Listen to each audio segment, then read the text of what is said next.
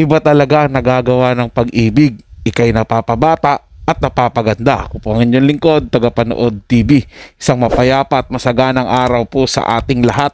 Welcome back po dito sa ating YouTube channel at Facebook page. Panibagong araw, panibagong reaction video po ulit tayo mga tagapanood. At ang balita po na bibigyan natin ng reaction, komento, opinion ay ang balitang Shine Cruz mas lalong gumanda at bumata ng maging boyfriend si Atong Ang. Yan po ay galing sa channel ni Showbiz Trend Update. Nasa description po yung link na kanyang channel. Bisitahin po at pakisuportahan na rin. At sa mga bago lang napadaan dito sa ating channel, huwag niyo rin po sana kalimutan na mag-subscribe. Hit nyo na rin po notification bell para lagi po kayong updated sa mga bago pang video na ating ilalabas. Kaya naman huwag na nating patagalin to. Simulan na po natin ang ating reaction video sa araw na ito mga tagapanood.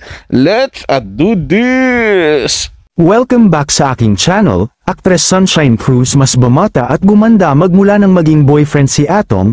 Alagang-alaga nga ba ng negosyanteng si Atong Ang? Panuurin at pakinggan ang buong detalye.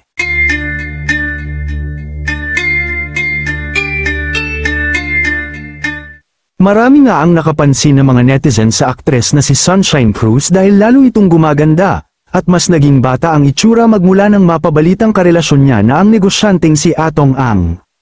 Lingid nga sa ating kaalaman na nasa 47 years old na ang aktres pero kapag nakita siya lalo na sa personal ay mukha lang siyang nasa 30s na aakalain mo na wala pa siyang anak.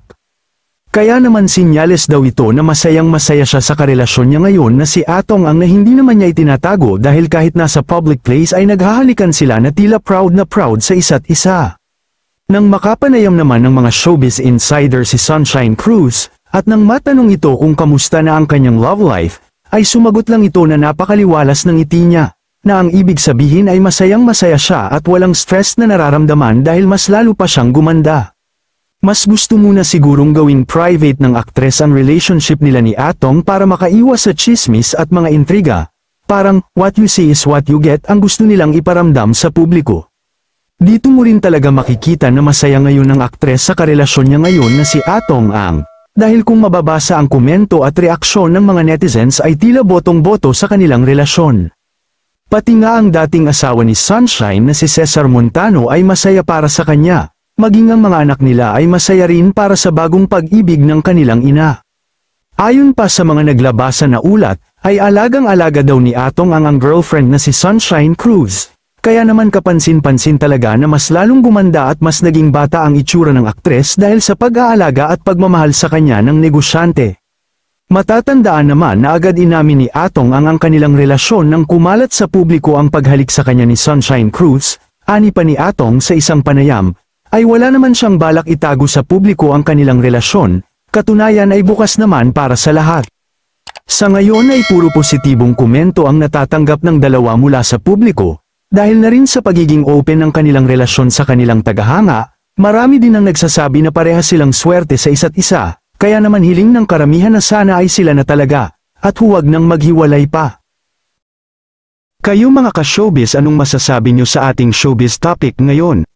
Sa akin po mga tagapanood, mas okay na po yun na ganyan lang, yung hindi masyado silang bulgar. Kung ano yung nakikita mo, yun na yun mga tagapanood. Kaysa naman po yung lagi silang laman ng balita, lagi po silang napag-uusapan. Mamaya po dumating yung punto na yung mga tao masyado nang nakikialam po sa relasyon nila.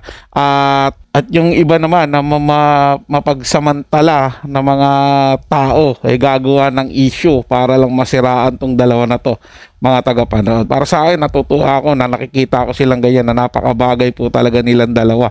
Para po talaga silang mga teenager kung magligawan at pag-usapan ngayon sa mundo ng social media. At gaya rin po ng karamihang netizen na gusto silang makita na maging magkasama na habang buhay o magkatuluyan na, ay ganun din po ako mga tagapanood. Yun din po ang gusto kong makita sa kanilang dalawa kasi nakakasayang po ng panahon o nakakasayang po na tingnan na maghiwalay rin po sila, di ba? Magkaroon sila ng panibagong partner. Mas maganda po yung sila na lang talaga mga tagapanood. Total, suportado naman sila at tanggap naman po sila ng kanilang mga anak, kanya-kanya nilang mga anak, mga tagapanood, maging yung ex nila, lalo po yung ex ni Shine Cruz na si Cesar Montano, ay suportado po ang relasyon nila Shine at ni Atong Ang. So, suporta tayo mga tagapanood hanggang dulo sa kanilang pag-iibigan. So, yun lang po mga tagapanood. Nagustuhan nyo po yung ating talakayan sa araw na to at yung kayo bago lang po na napadaan dito sa ating channel, huwag nyo po sanang kalimutan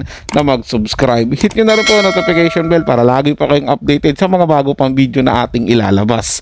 Share, like, and comment din po kayo mga tagapanood. Ating nang babasahin at pupusuan. So hanggang sa muli po, ito yung Tagapanood TV. Komento at opinion lamang, wala pong personalan. Paalam po at mabuhay po kayong lahat.